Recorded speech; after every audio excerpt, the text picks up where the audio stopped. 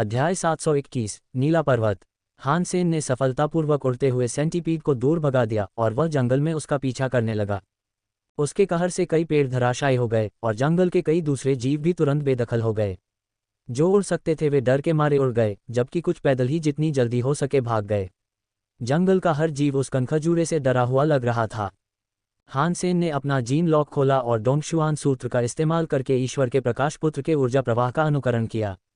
इससे उसकी गति काफ़ी बढ़ गई, लेकिन फिर भी यह उसका पीछा कर रहे दुश्मन पर अच्छी बढ़त हासिल करने के लिए काफ़ी नहीं थी। वह बस इतना ही ध्यान केंद्रित कर पा रहा था कि जितनी तेज़ी से हो सके भागे और अपने पीछे पड़े भूखे जबड़ों पर ढिलाई न बरते। ये राक्षस अविश्वसनीय रूप से शक्तिशाली था और एडीरेड को उसे हराना मुश्किल था। एडीरेड कमज़ोर तो नहीं था, लेकिन दोनों का आकार बेमेल था। रक्त सेंटीपीड में एक अनोखी शक्ति थी जो उसे एडीरेड से भी कहीं ज़्यादा शक्तिशाली बनाती थी। एडीरेड अपनी रक्षा तो कर सकती थी, लेकिन वह रक्त सेंटीपीड को नहीं रोक सकती थी, इसीलिए हान सेन केवल भागने की कोशिश कर सकता था। इस विशाल, घने और प्राचीन जंगल में हान सेन अपने पैरों से जितनी तेज दौड़ सकता था दौड़ रहा था। वह कुछ देर से ऐसा कर रहा था और धीरे धीरे उसे दिशा का भान ही नहीं रहा था। हान सेन ने सोचा कि कनखजूरे के अंडे को फेंक दूं, लेकिन वह ऐसा नहीं करना चाहता था। हान सेन ने कोशिश की कि नन्हा फरिश्ता कनखजूरे का ध्यान अपनी ओर खींचे, लेकिन ऐसा लग रहा था जैसे उसने किसी और चीज़ की परवाह किए बिना हान सेन पर ही ध्यान केंद्रित कर लिया हो।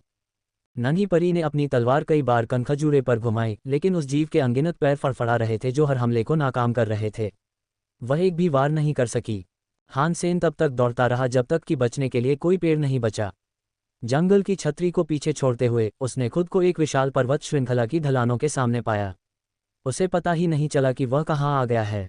हान सेन के पास पहाड़ पर तेजी से दौड़ने के अलावा कोई चारा नहीं था। उसने एक पहाड़ का चक्कर लगाया और थोड़ी देर तक कनखजूरे से लड़ने की कोशिश की। हान सेन को अजीब लगा। जब वह प्राचीन जंगल में था तो उसने कई जीवों को अपनी जान बचाकर भागते देखा था, लेकिन ये पहाड़ बंजर थे और एक भी जीव आसपास नहीं था। 2 पहाड़ों की लंबाई तक दौड़ने के बाद भी उसे एक भी जीव दिखाई नहीं दिया। यह एक नीरस, बेजान इलाका था जो धूसर चट्टानों से बना था। वहाँ बहुत कम पौधे भी उगते थे। हालांकि हान सेन के पास रुकने, इधर उधर टटोलने और उस जगह के बारे में सोचने का समय नहीं था जहाँ वह ठोकर खाकर गिर पड़ा था। उसका जीन लॉक चालू होने के कारण वह एक टाइमर पर था। वह आधे दिन से दौड़ रहा था और वह पहले से ही थका हुआ महसूस करने लगा था। उसका शरीर पीड़ा में था और उसे डर था कि अगर वह चलता रहा तो उसका शरीर हमेशा के लिए क्षतिग्रस्त हो सकता है। फिर भी वह रुक नहीं सकता था और जीन लॉक बंद करने से ईश्वर के प्रकाश पुत्र के ऊर्जा प्रवाह का अनुकरण करने की उसकी क्षमता समाप्त हो जाती। इससे उसकी गति कम हो जाती और सेंटीपीड के पागल पीछा से बचने की उसकी संभावना कम हो जाती।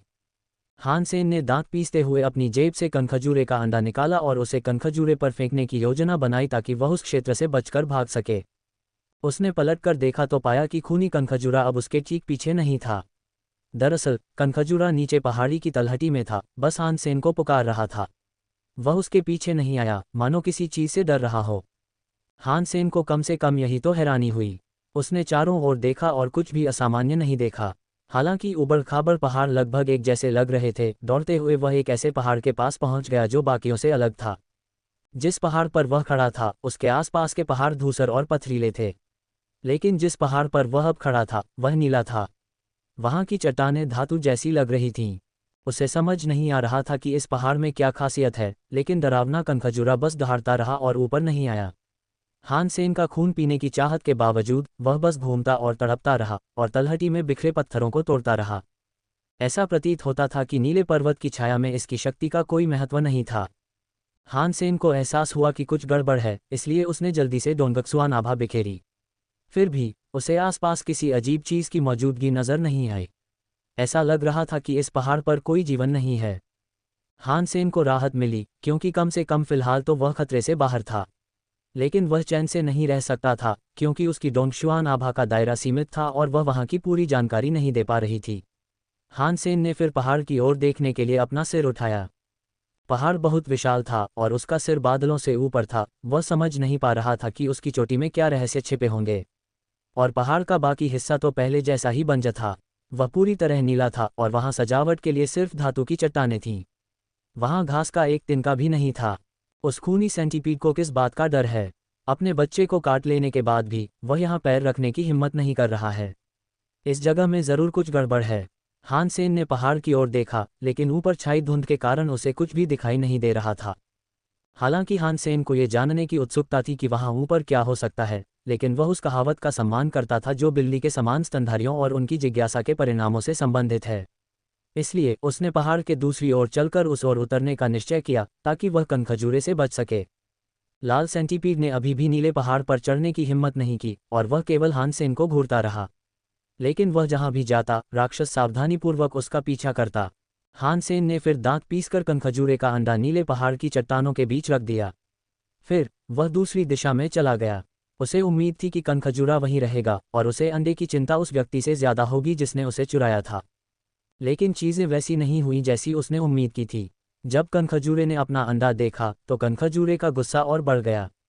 वह फिर भी नीले पहाड़ पर नहीं चढ़ा, बल्कि हान सेन का पीछा करते हुए और भी तेजी से छटपटाने लगा। उसकी चीखें और भी तेज हो गईं, और उसकी गूंज और भी तेज हो गई, क्योंकि उसकी दयनीय आवाज पर्वत श्रृंखला के पार गूंज रही थी। अंडे चोर का पीछा करते हुए कनखजूरे के कांपते पैरों के नीचे चट्टानों के टूटने की आवाज लगातार आ रही थी। हर टूटी हुई चट्टान पर बड़े बड़े निशान और दरारें बनी हुई थीं। यह आदमी सचमुच मुझे मरवाना चाहता है। हान सेन का दिल बैठ गया। उसने सोचा कि इस समय वह जो सबसे अच्छा कर सकता है वह यही है कि अपनी नन्ही परी का इस्तेमाल करके अंडा ले जाए और राक्षस को भगा ले जाए। लेकिन जैसे ही हान सेन ऐसा करने के लिए तैयार हुआ, उसने अचानक पहाड़ के ऊपर से घंटी बजने की आवाज सुनी।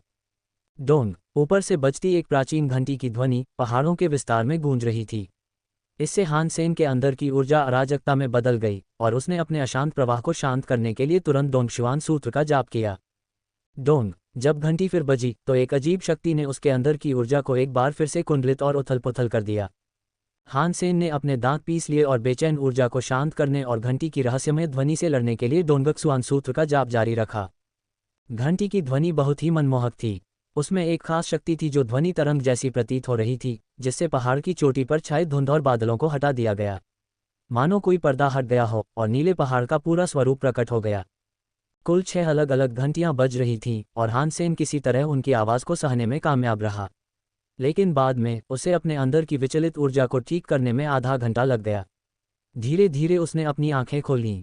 चोटी पर छाई धुंध छट चुकी थी, और अब पहाड़ के चारों ओर सिर्फ धुंध के बादल ही दिखाई दे रहे थे। पहाड़ की ढलान से 1000 मीटर दूर से ही बादलों को देखा जा सकता था, क्योंकि अब घेरे के भीतर या बाहर कोई बादल नहीं थे। हान सेन ने नीले पहाड़ की चोटी की ओर देखा और जानने की कोशिश की कि वहां क्या है। वह ये जानने के लिए उत्सुक था कि घंटी आखिर कहाँ से बजी थी। हान सेन की पुतलियां सिकुड़ गईं। उसने चोटी पर एक रहस्यमयी नीला आश्रय देखा। उसकी उपस्थिति मानो स्वर्ग में स्थित एक महल जैसी थी। हालांकि नीला आश्रय ऊबड़-खाबड़ लग रहा था। इमारत के कई हिस्से गिरकर बिखर गए थे। यहाँ तक कि सामने की दीवार का गेट भी धूल के ढेर में गिरकर ढह गया था। जगह ऐसी लग रही थी मानो इसे बहुत पहले ही छोड़ दिया गया हो। आश्रय? यहाँ कोई आश्रय कैसे हो सकता है? मुझे आश्चर्य है, क्या ये मानव या आत्मा का आश्रय है? हान सेन ने दूर स्थित आश्रय को जितना हो सके ध्यान से देखा, लेकिन ज्यादा कुछ नहीं देख पाया। हालांकि समय के निरंतर प्रवाह के साथ वह क्षीण हो गया लग रहा था, फिर भी वह ठोस दिख रहा था, शायद उपयोग करने लायक भी। लगता है इस आश्रय में कोई इंसान या जीव नहीं रहता। अगर है भी, तो इसकी हालत ऐसी क्यों है? लेकिन फिर खूनी सेंटीपीड इससे इतना डरता क्यों है? ये तो इस पहाड़ की छोटी सी तलहटी पर भी नहीं चढ़ेगा। क्या इस आश्रय में कोई डरावना जीव रहता है? हान सेन जब अपने मन में उठ रहे सवालों के ढेर पर विचार कर रहा था, तभी उसने खूनी सेंटीपीड को फिर से हिलते डुलते देखा। टूटे हुए आश्रय के प्रकट होने के बाद खूनी सेंटीपीड में मानो नया साहस भर गया, और वह हान सेन के पीछे पीछे तेजी से पहाड़ पर चढ़ गया। हान सेन जम गया, और जब कुछ देर बाद उसकी त्वचा पिघली तो वह तेजी से पहाड़ पर दौड़ पड़ा। राक्षस को शायद लगा होगा कि आश्रय पूरा है, इसलिए उसने आगे बढ़ने से मना कर दिया। लेकिन अब जब उसे पता चल गया कि वह आश्रय एक परित्यक्त खंडहर है, तो वह बिना किसी डर के पहाड़ पर चढ़ गया। हान सेन के पास ऊपर चढ़ने के अलावा कोई चारा नहीं था। वह तेज कदमों से तेजी से ऊपर चढ़ता हुआ आश्रय स्थल तक पहुंचा। वह एक जर्जर इमारत थी, और ऐसा नहीं लग रहा था कि वहां कोई रहता है। लेकिन अगर अंदर अभी भी कोई टेलीपोर्टर था और वह अभी भी काम कर रहा था, तो वह एलायंस में वापस जाकर बच सकता था। लेकिन इससे पहले कि हान सेन दूर जा सके, उसने सोचा कि पहले अंडा खाना बेहतर होगा। खूनी सेंटीपीड तेजी से हान सेन की ओर बढ़ रहा था, जो अब नीले रंग के आश्रय के सामने खड़ा था। उसने देखा कि वह संरचना नीली धातु से बनी थी। इतने मजबूत निर्माण के बावजूद हान सेन सोच में पड़ गया कि किन घटनाओं ने इसके विनाश और पतन का कारण बना होगा। 20 मीटर ऊंची, कुछ मीटर चौड़ी धातु की दीवार कुछ मील तक फैली हुई थी। अपनी पूरी लंबाई में ये कई जगहों पर टूटकर बर्बाद हो गई थी। हान सेन ने धूल से ढके आश्रय को देखा और सोचा कि कितने साल हो गए हैं जब किसी व्यक्ति ने आखिरी बार इसके अंदर कदम रखा था। हान सेन एक वीरान आश्रय पाकर बहुत खुश था। अब उसे बस एक टेलीपोर्टर ढूंढना था और वहां से निकल जाना था। चाहे वह सेंटीपीड कितना भी ताकतवर क्यों न हो, वह उसका पीछा नहीं कर सकता था। हान सेन आश्रय के अंदर भागा और वहां घनी धूल पर चलने लगा जो इतनी गहराई तक जम गई थी कि ऐसा लग रहा था जैसे बर्फ हो। खूनी सेंटीपीड हान सेन के पीछे पीछे आश्रय के सामने तक गया। वह एक पल के लिए प्रवेश द्वार पर झिझका, लेकिन फिर भी उसके पीछे अंदर जाने का फैसला किया। नीले धातु के आश्रय में कई ढही हुई इमारतें थीं और कई ढांचों में सिर्फ एक या दो बेतरतीब दीवारें बची थीं। कुछ आधी कटी हुई थीं या उनकी छतें भी उखड़ी हुई थीं। हान सेन दौड़ते हुए पुरानी इमारतों और संरचनाओं के अवशेषों के बीच से बाएं दाएं घूमता रहा ताकि कनखजूरे का पीछा न करे। लेकिन अब तक वह थक चुका था। उसने नन्ही परी को बुलाया और उसे अंडा देते हुए कहा कि वह उससे दूर उड़कर आश्रय के दूसरी ओर चली जाए। खूनी सेंटीपीड हान सेन पर चिल्लाया, लेकिन पलटकर छोटे देवदूत का पीछा करने लगा। हान सेन को आखिरकार एक पल की राहत मिल ही गई। वह जर्जर आश्रय स्थल में एक ऐसे टेलीपोर्टर की तलाश में घूम रहा था जो शायद बाकी इलाके से बेहतर काम कर रहा हो। उसने कई खंडहर इमारतों की तलाशी ली थी और अभी भी तबाही देखकर दंग था। पूरा इलाका अस्त व्यस्त था, हर कोने में छर्रे और मुनी हुई धातु के टुकड़े बिखरे पड़े थे। लेकिन दुर्भाग्य से अब तक उसे एक भी अच्छी हालत वाला टेलीपोर्टर नहीं मिल पाया था। अपनी खोज में वह एक चौक में पहुंच गया जिसके बीचों बीच एक आधा गिरा हुआ घंटाघर था। ये घंटा नीले तांबे से बना था और रहस्यमय आभा बिखेर रहा था। इसकी धातु पर अजीबोगरीब नक्काशी की गई थी, जिनमें से कई आकृतियां कीड़ों जैसी थीं। हान सेन ने इस नीली घंटी को देखा और सोचा, अगर यह जगह वास्तव में छोड़ दी गई थी तो पहले 6 घंटियां क्यों बजाई गईं। हान सेन ने चारों ओर देखा, खोई हुई बस्ती की हर दरार पर जमी मोटी धूल को गौर से देखा। उसे कोई पैरों के निशान या निशान नहीं दिखे जिससे पता चले कि वहां कोई रहता था। यहां तक कि नीली घंटी भी धूल और राख से ढकी हुई थी। उसका मानना था कि घंटी को छुए हुए बरसों हो गए होंगे। ये घंटी बजने वाली घंटी नहीं हो सकती। हान सेन ने अपने पंख फड़फड़ाए और घंटाघर पर करीब से देखने के लिए उड़ गया। तभी हान सेन को अचानक एक आश्चर्य हुआ। घंटाघर के अंदर एक लाश पड़ी थी जो खुरदुरे कपड़ों में किसी इंसान जैसी लग रही थी। समय के साथ सड़ने गलने के कारण वह लाश धूल से ढके एक कंकाल से ज्यादा कुछ नहीं रह गई थी। हान सेन ने एक भाला मंगवाया और उस कपड़े में छेद किया जो कभी मृतक के कपड़े थे। थोड़ी सी मेहनत से ही कपड़े और हड्डियां राख में बदल गईं। क्या ये कोई मानव आश्रय था जिस पर किसी भयानक प्राणी ने हमला किया था? हान सेन घंटाघर से नीचे आया और इस बार थोड़ी ज्यादा सावधानी से आश्रय स्थल पर पहुंचा। हान सेन ने अपना सुपर कवच बुला लिया, कहीं कोई अनहोनी न हो जाए। चूंकि आसपास कोई और इंसान नहीं था, इसलिए कोई उसे देख या पहचान नहीं पाएगा। गिरी हुई धातु की इमारतें हर जगह बिखरी पड़ी थीं और उसे एक भी ऐसी इमारत नहीं मिली जो अछूती रही हो। ज्यादातर घरों में टेलीपोर्टर नहीं थे और जो हान सेन को मिले वे टूटे हुए थे और काम करना बंद कर चुके थे। बाद में हान सेन को कई और कंकाल मिले जो पहले वाले जैसे ही थे। किसी वजह से बस जरा सा स्पर्श ही काफी था कि अवशेष टूटकर पूरी तरह से ढह गए। हान सेन अब तक आधा आश्रय छान मार चुका था, पर उसे अभी तक एक भी काम करने वाला टेलीपोर्टर नहीं मिला था। नन्हा फरिश्ता दूसरी तरफ था, खूनी सेंटीपीड को व्यस्त रखे हुए। वह उस तरफ जाने का मन नहीं कर रहा था। अजीब बात है, नीली तांबे की घंटी के अलावा यहाँ कोई और घंटाघर नहीं है और कोई घंटियां भी नहीं हैं। मैंने कौन सी घंटियों की आवाज़ सुनी? हान सेन ने हैरान होकर सोचा। हान सेन जब गहरी सोच में डूबा था तभी उसने रहस्यमयी घंटियों को एक बार फिर बिजली की तरह बजते सुना। झटका इतना जोरदार था कि वह लगभग गिर ही पड़ा। हान सेन ने अपने अंदर की ऊर्जा को शांत करने के लिए जल्दी से अपना डोंगशुआन सूत्र चलाया। उसने सिर उठाया और देखा कि घंटाघर में लगी घंटी अपने आप बज रही थी। तेज हवा भी उसे छू नहीं रही थी, फिर भी वह बज रही थी। मेरे साथ ऐसा क्यों हो रहा है? घंटी अपने आप क्यों बजती है? हान सेन ने घंटी को घूरते हुए अपने अंदर की ऊर्जा को शांत करने की पूरी कोशिश की। छोटे देवदूत और रक्त सेंटीपीड ने लड़ना बंद कर दिया, मानो घंटी का उन दोनों पर भी प्रभाव पड़ा हो। डोंग, नीली घंटी फिर बजी, पहले से भी ज्यादा डरावनी आवाज में। उसकी आवाज बहुत तेज थी, मानो कोई धमाका सीधे हान सेन के कान के पर्दे पर धमाका कर रहा हो। पहाड़ से नीचे उतरते समय घंटी की आवाज उतनी तेज नहीं थी जितनी अब उसे सुनाई दे रही थी। क्योंकि वह घंटी के बहुत करीब था, हर घंटी बिजली की तरह बजती थी जिससे उसका शरीर अकड़ जाता था और उसके मुंह से खून निकलने लगता था। डोंग डोंग डोंग, नीली घंटी बजती रही और हान सेन छटपटाता रहा, उसके मुंह से खून बह रहा था। घंटी की तेज आवाज से हुए नुकसान की भरपाई के लिए उसने डोंगशुआन सूत्र का भरपूर इस्तेमाल किया। हालांकि डोंगशुआन सूत्र शक्तिशाली था, लेकिन ये शोर को कम करने के लिए पर्याप्त राहत नहीं दे रहा था।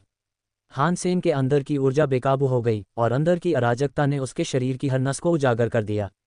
खास तौर पर उसके शरीर में एक हरी नस फैलने लगी, मानो फटने को तैयार हो। उसकी कुछ छोटी नसें पहले ही टूट चुकी थीं, जिससे उसकी त्वचा लाल हो गई थी। ये देखना एक भयावह दृश्य था। खूनी सेंटीपीड की हालत भी कुछ ठीक नहीं थी। अपनी पीड़ा में वह जमीन पर ऐंठता और छटपटाता रहा, कई इमारतें गिराता रहा। उसके पागलपन से और भी शोर मच रहा था। नीली घंटी की आवाज़ सुनने वाले हर प्राणी को नुकसान पहुंचता था। जिस प्राणी में जितनी ज्यादा ऊर्जा होती थी, उसे उतना ही ज्यादा नुकसान होता था।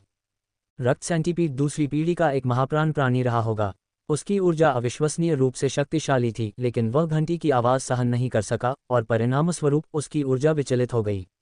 उसकी आंतरिक संरचना अस्त व्यस्त थी, क्योंकि उसकी ऊर्जा भीतर अराजकता पैदा कर रही थी। सेंटीपीड उन्माद में गोल गोल घूम रहा था।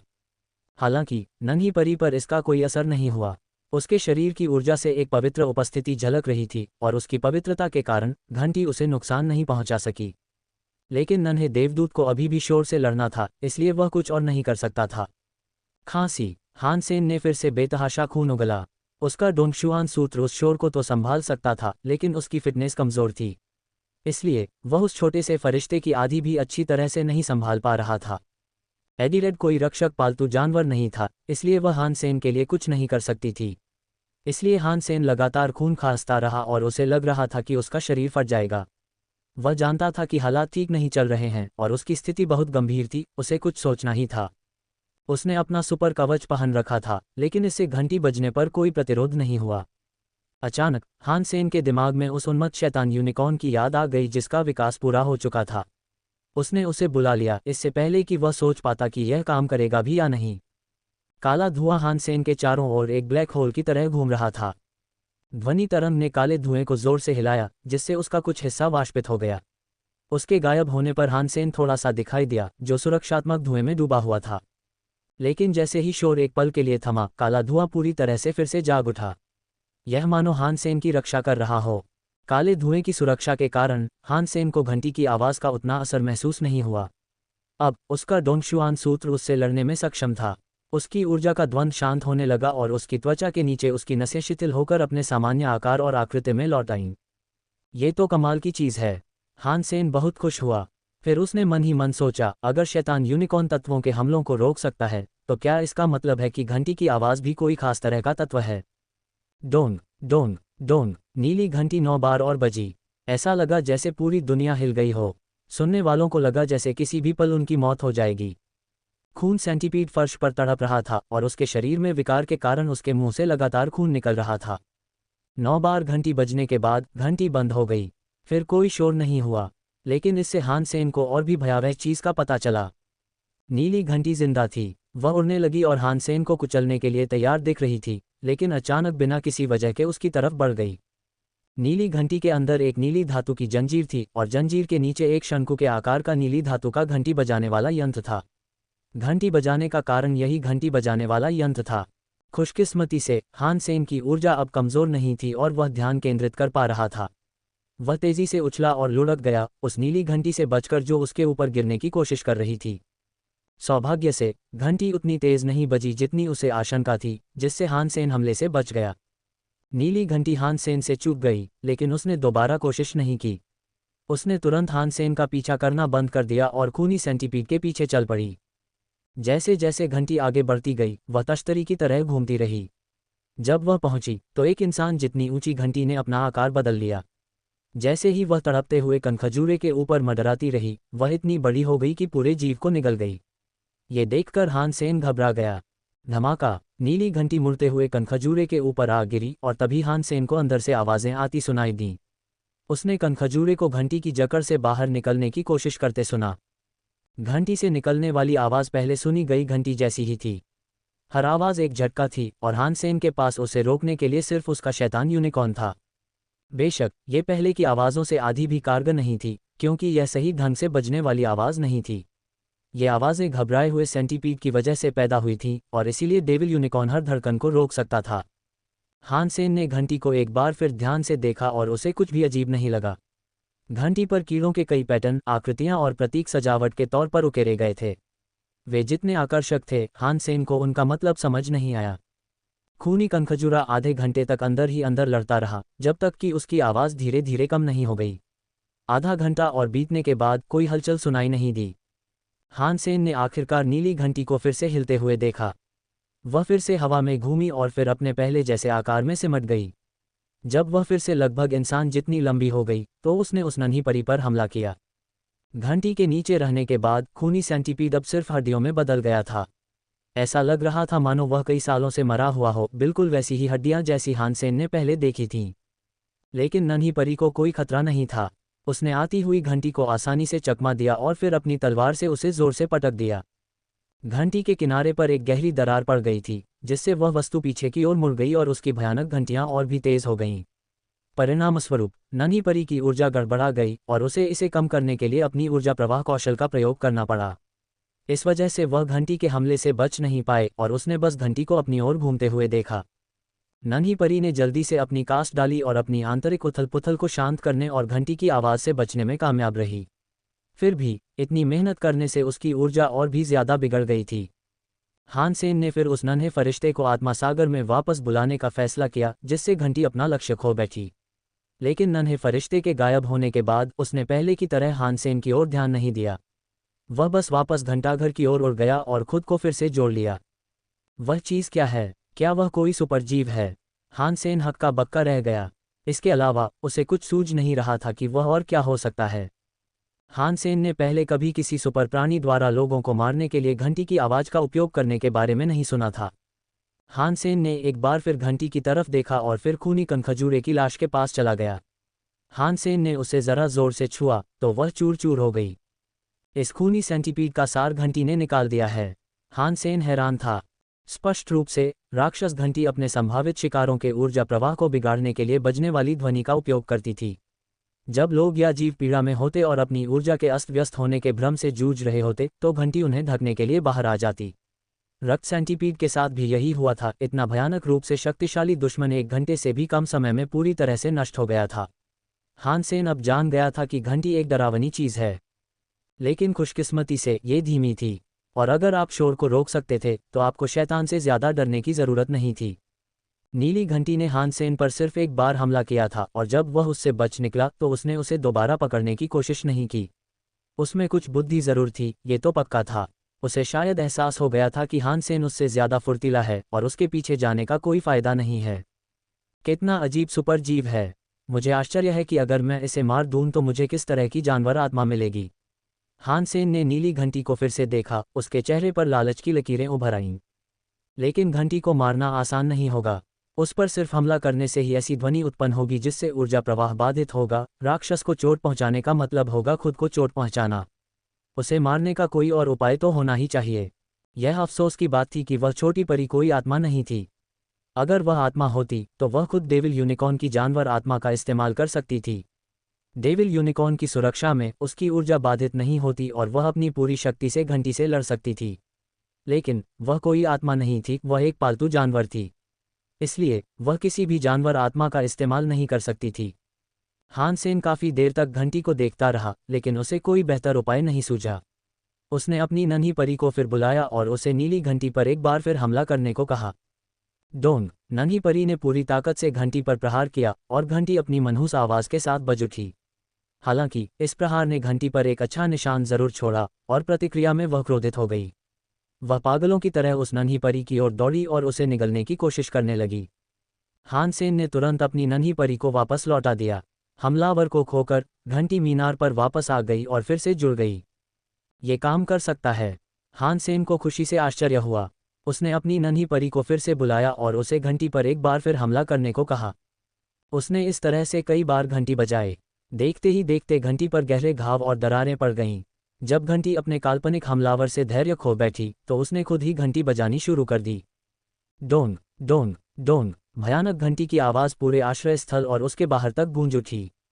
हान सेन ने नन्हे देवदूत को वापस आत्मा के सागर में डाल दिया और शोर के प्रभाव से खुद को बचाने के लिए शैतान यूनिकॉर्न का इस्तेमाल किया।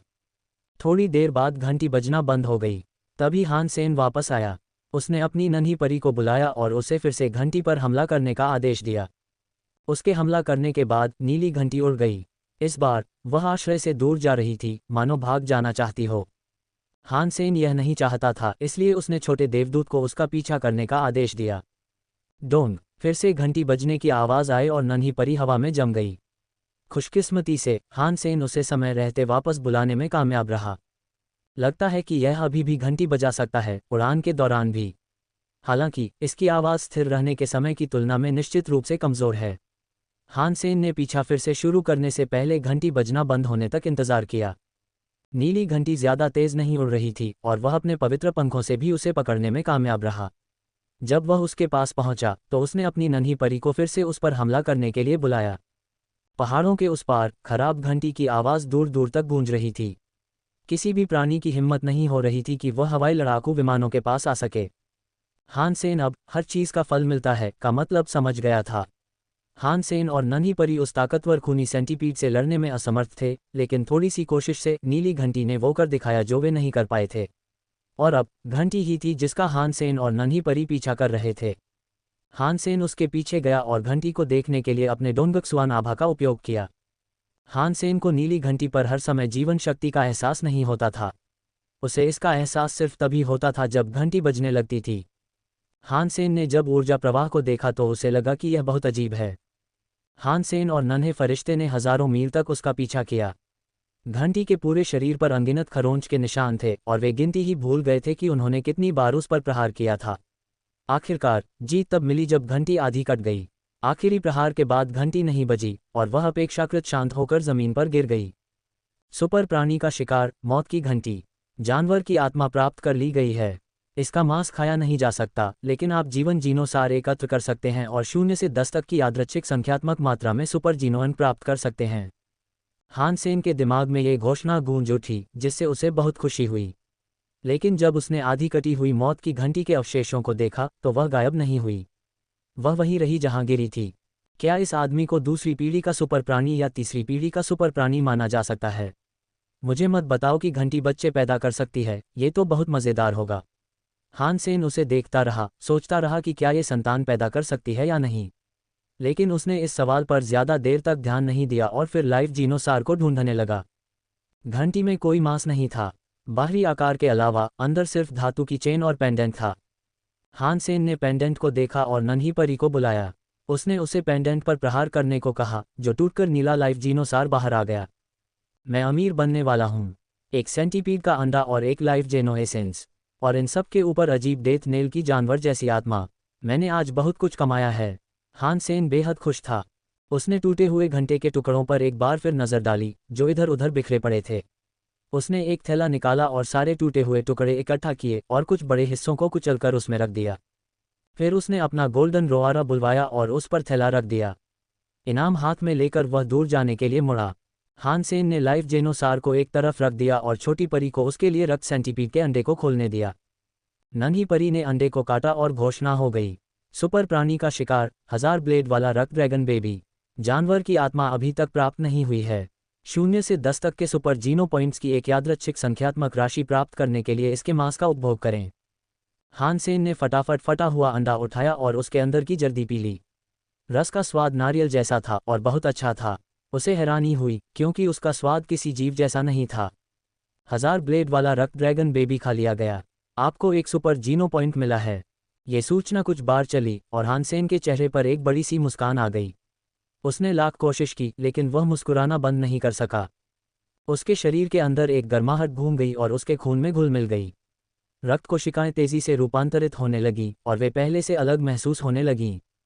जब सब कुछ कहा और किया गया तो 1000 ब्लेड वाले ब्लड ड्रैगन बेबी ने हान सेन को 7 सुपर जीनो पॉइंट दिए, जिससे उसके कुल सुपर जीनो पॉइंट 24 हो गए। उसकी फिटनेस में तुरंत सुधार महसूस हुआ। 1000 ब्लेड वाले रक्त ड्रैगन बेबी को खाने के बाद हान सेन ने कुछ समय नीली घंटी के ऊर्जा प्रवाह पर शोध करने में बिताया।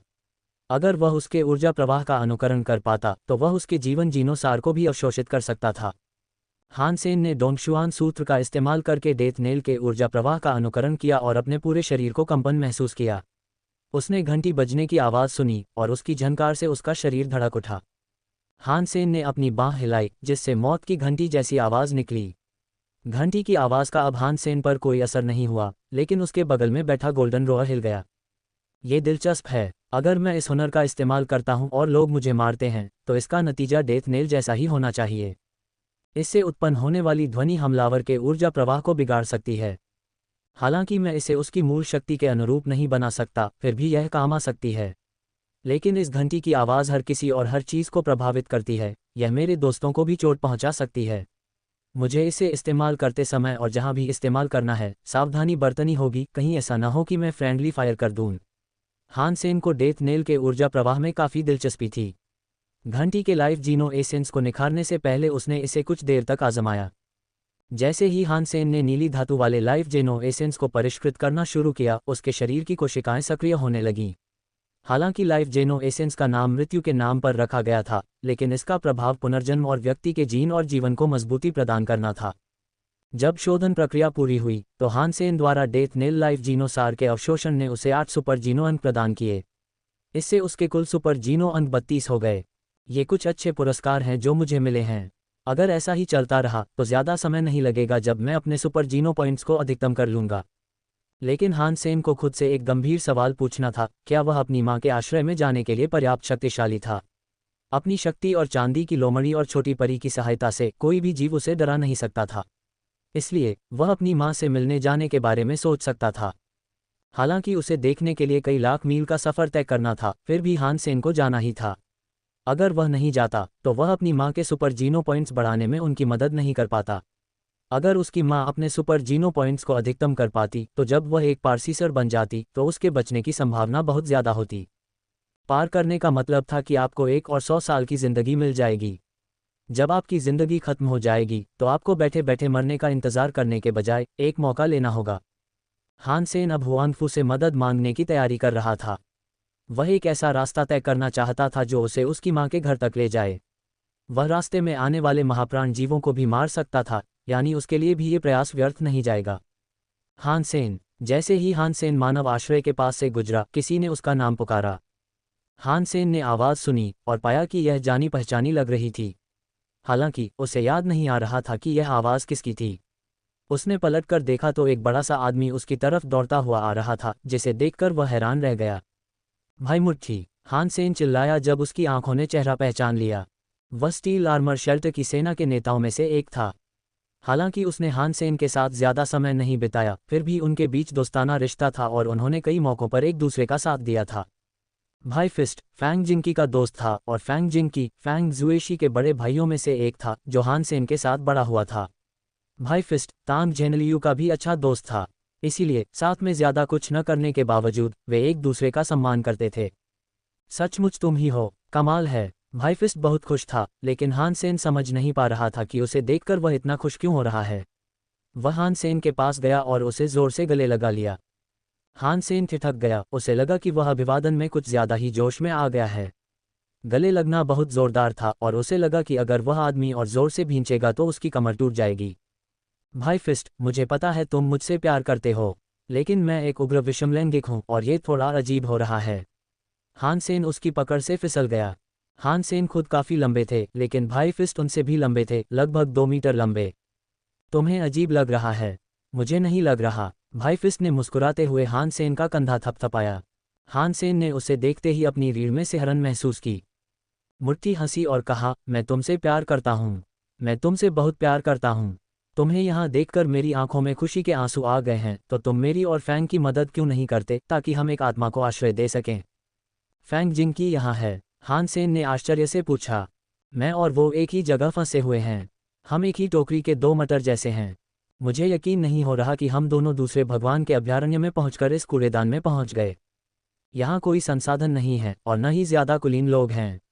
मुझे अभी भी पवित्र जीनो पॉइंट्स का एक पूरा भंडार इकट्ठा करना है, इसलिए हम आगे चलकर अपनी ज़िंदगी आसान बनाने के लिए एक शाही आश्रय को गिराने की योजना बना रहे हैं।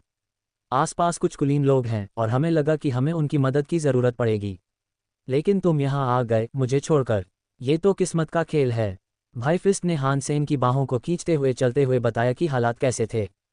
जब हान सेन पहली बार वहाँ आया था तब यह इलाका आइसफील्ड से थोड़ा बेहतर था। फिर भी तब से ज़्यादा कुछ नहीं बदला था। नतीजतन भाई फिस्ट और फैंग जिंग की यहाँ खुशी से नहीं रह रहे थे। इसलिए भाई मुट्ठी और फोंग जिंग की पास के एक पहाड़ की तलहटी में स्थित एक शाही आश्रय को गिराने की कोशिश कर रहे थे ताकि उनके रहने के लिए एक सुरक्षित जगह हो। इससे उन्हें पहाड़ के बाकी हिस्सों से पहले एक ठिकाना भी मिल जाता। यह उनके भविष्य के प्रयासों के लिए एक छोटी सी शुरुआत होती जिसमें बगल के पहाड़ पर रहने वाले कई राक्षसों का शिकार भी शामिल था। हान सेन भाई फिस्ट के पीछे पीछे एक शूरवीर श्रेणी के आश्रय में पहुंच गया। फैंग जंकी वहां मौजूद था और जब उसने हान सेन को देखा तो उसकी भी भाई फिस्ट जैसी ही प्रतिक्रिया हुई और उसने कहा, हान सेन तुम यहाँ क्यों आए हो? ओह, क्या शानदार मौका है। हम एक शाही आश्रय को ध्वस्त करने की कोशिश करने जा रहे हैं, इसलिए तुम्हें हमारे साथ आना चाहिए। हान सेन मुस्कुराया और मान गया। वह एक नई शाही आत्मा प्राप्त कर सकेगा और साथ ही पुराने दोस्तों की मदद भी कर सकेगा। उसे कोई कारण नहीं सूझा कि वह उनके विनम्र अनुरोध को अस्वीकार करे। हान सेन को आखिरी बार कोई आत्मा इकट्ठा किए हुए काफी समय हो गया था और उसे उम्मीद थी कि वह कोई और खूबसूरत महिला आत्मा होगी। वह उसकी देवी सेना में अच्छी तरह से फिट हो जाएगी। मैं सोच रहा था हमारे पास शायद पर्याप्त कुलीन लोग नहीं होंगे, लेकिन हान सेन के यहाँ होने से हम अपनी योजनाओं में कुछ बदलाव कर सकते हैं और परिणामस्वरूप आश्रय पर कब्जा करने की संभावना बहुत बढ़ जाएगी। भाई फिस्ट ने उत्साह से प्रस्ताव रखा। वाह, आज थंडर शेल्टर और डेविल गॉड शेल्टर के लोग आ रहे हैं। उनके आने पर हम उनके साथ किसी भी नई कार्यवाही पर चर्चा कर सकते हैं, फोंग जिंकी ने भी बहुत उत्साह से कहा। जाहिर है उन्हें जरा भी अंदाजा नहीं था कि हान सेन के पास एक बेहतरीन पालतू जानवर है और उसने वो सब हासिल कर लिया है जो उसे आम बात लगती थी। वे बस यही मानते थे कि हान सेन कोई पुराना साधारण कुलीन इंसान है। हान सेन ने उनकी धारणा को खराब नहीं किया और बस उन्हें सब कुछ व्यवस्थित करने दिया। उसे बस उनकी मदद करनी थी और समय आने पर शाही भावना प्राप्त करनी थी। उसकी शक्ति के कारण उसके असफल होने की कोई संभावना नहीं थी। लेकिन जब फैंग जिंकी और ब्रदर फिस्ट हान सेन को अन्य लोगों के साथ मामलों पर चर्चा करने के लिए लाए तो मतभेद हो गए। भाई मुट्ठी और फैंग जिंकी जानते थे कि हान सेन एक कुलीन वर्ग है, इसलिए वे चाहते थे कि उसे ज्यादा हिस्सा मिले। हालांकि थंडर शेल्टर और डेविल्स गॉड शेल्टर के लोग इससे सहमत नहीं थे। उन्होंने जोर देकर कहा कि हान सेन तो टीम का एक और हिस्सा है और लूट के बंटवारे में उसे कोई तरजीह नहीं मिलनी चाहिए। इस विषय पर वे कुछ समय तक बहस करते रहे लेकिन कोई समाधान नहीं निकला। यदि आप लोग कहते हैं कि वह इतना ही शक्तिशाली है तो फिर आप दोनों उसके साथ क्यों नहीं चले जाते और हमारे बिना ही यह काम पूरा कर लेते हैं? थंडर शेल्टर के लोगों ने कहा और वे परेशान होने लगे। कियान जियांग, आप ऐसा कैसे कह सकते हैं? हम आश्रय को हटाने के लिए एक साथ काम कर रहे हैं, हमारे पास इस पर चर्चा करने के लिए बहुत समय है, भाई फिस्ट ने भौहें चढ़ाते हुए कहा। थंडर शेल्टर से कियान जियांग ने जवाब दिया, अगर हम सहयोग कर रहे हैं तो हमें उस अनुबंध का इस्तेमाल करना चाहिए जिस पर हम पहले ही हस्ताक्षर कर चुके हैं और जिस पर समझौता हो चुका है। किसी और की तलाश में जाना आपकी चिंता का विषय है जहां इनाम सीधे आपके अपने शेयरों से आता है। आप हम पर किसी ऐसे व्यक्ति का बोझ नहीं डाल सकते जिसकी मदद हमने मांगी ही नहीं। हम उसे कुछ क्यों दें? हमारी इतनी बड़ी जनशक्ति के साथ शाही आश्रय को गिराने में हमें बहुत नुकसान होगा। हान सेन एक उग्र और शक्तिशाली कुलीन है, वह हमारी जीत सुनिश्चित कर सकता है। मैं आपको विश्वास दिलाता हूं कि उसकी उपस्थिति से हमारे बलिदान काफी कम हो जाएंगे, भाई फिस्ट ने समझाया। हान सेन को इस हिस्से की बातचीत में कोई खास दिलचस्पी नहीं थी। उसे तो बस एक नई आत्मा चाहिए थी और अगर उसे पाने की संभावना न होती तो वह कब का चला गया होता। अतिरिक्त पैसे से उसे कोई फर्क नहीं पड़ता था, इसलिए हिस्सा कमाने में उसे कोई दिलचस्पी नहीं थी। इसके अलावा अगर भविष्य में आश्रय गृह में कोई समस्या आती तो उसे उसकी मदद करनी पड़ती। लेकिन भाई मुट्ठी और फोंग जिंकी ने पहले ही अपनी कथित हिस्सेदारी की इच्छा का जिक्र कर दिया था। हालांकि उसे कोई हिस्सा नहीं चाहिए था, अगर वह उन्हें सही करता तो वह उन्हें शर्मिंदा करने के अलावा कुछ नहीं करता। अरे चलो भी, तुम्हें क्या लगता है यह आदमी कौन है, कॉइन? अगर वह इतना अच्छा है तो हमें ढूंढने क्यों आया है? जाओ और अकेले ही उस शेल्टर को गिरा दो। वे ऐसा कर सकते हैं, है ना लियू? कियान जियांग ने फिर शैतान देवता शेल्टर के नेता लियू ताई को बहस में घसीट लिया। लियू ताई ने कहा, कियान सही कह रहा है। सब कुछ तैयार होने के बाद आप ही हैं जो एक अतिरिक्त व्यक्ति को इसमें शामिल कर रहे हैं। हमारे शेयर तय हो चुके हैं, इसलिए हमें उसके लिए कोई बदलाव करने की जरूरत नहीं है। कियान जियांग और लियू ताई अपने रुख पर अड़े रहे और ब्रदर फिस्ट और फोंग जिंकी अपना प्रस्ताव वापस नहीं ले सके। भाई फैंग और भाई फिस्ट, क्या आप आश्रय की रखवाली कर सकते हैं? हान सेन ने उनसे पूछा, ये देखकर कि उनका तर्क अब रुक गया था। भाई फिस्ट को यह समझ नहीं आया कि हान सेन का क्या मतलब था, लेकिन इस समय वह किसी को यह विश्वास नहीं दिला सकता था कि वह कमजोर है। दरअसल ब्रदर फिस्ट और फैंग जिंकी इस क्षेत्र के सबसे ताकतवर रिवॉल्वर थे। थंडर शेल्टर और डेविल गॉड शेल्टर के गठजोड़ में उनका मुकाबला करने की ताकत नहीं थी। उन्हें और संसाधन चाहिए थे, इसलिए वे शाही आश्रय गृह को अपने अधीन करना चाहते थे। उन्होंने अपनी कमाई का एक बड़ा हिस्सा पहले ही बाकी 2 आश्रय गृहों को बराबर बराबर देने का वादा कर दिया था और सिर्फ 1/3 हिस्सा ही स्वीकार किया था। यह एक उदार प्रस्ताव था। अगर चीज़ें ठीक से की जाती, जहां शेयरों का सौदे में शामिल पक्षों की वास्तविक शक्ति के साथ सहसंबंध होता, तो ब्रदर फिस्ट को पूरी पाई का कम से कम 50% मिलना चाहिए था। उनके दल में ज़्यादा लोग नहीं थे और भाई फिस्ट जल्दी से उस आश्रय को गिराना चाहते थे, इसलिए उन्होंने ये कम राशि स्वीकार कर ली। ठीक है, सहयोग करने की कोई आवश्यकता नहीं है, हम स्वयं ही इसका समाधान कर लेंगे, हान सेन ने कहा। जब हान सेन ने ऐसा कहा तो सब बिना कुछ बोले बस उसे देखते रहे। भाई मुट्ठी कुछ कहने को तैयार दिख रहे थे और उन्होंने ऐसा करने के लिए अपने होंठ हिलाए, लेकिन मुंह से कोई शब्द नहीं निकला। उसे लगा कि हान सेन ने कुछ बेतुका और सच कहूं तो नामुमकिन सा सुझाव दिया है। अगर वे इसे स्वीकार नहीं कर पाए तो इससे मुसीबत ही बढ़ेगी। लेकिन फिर भी वह कमज़ोर नहीं दिखना चाहता था, इसलिए उसने जो कहना शुरू में कहना चाहा था उसे रोक लिया। भाई फिस्ट और फैंग जिंग की, क्या आप सचमुच इस आदमी पर इतना भरोसा करते हैं? कियान जियांग ने तिरस्कार भरे स्वर में पूछा।